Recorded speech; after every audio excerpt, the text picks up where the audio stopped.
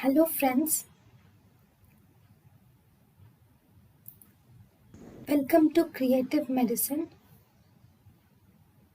In this lecture, we will learn about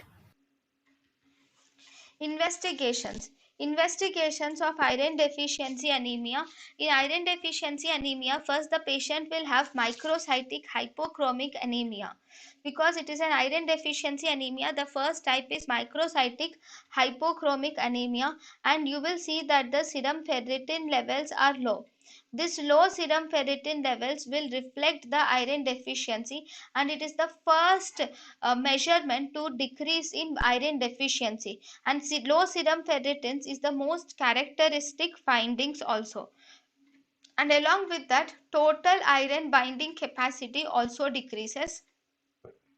And if you do a chromium labeled RBC cells, these chromium labeled RBC cells are mainly used to measure the blood loss in the gut. Transferrin saturation is also reduced, and mean corpuscular hemoglobin concentration, and mean corpuscular volume, all the three are also decreased in iron deficiency anemia. thank you and thank you for watching.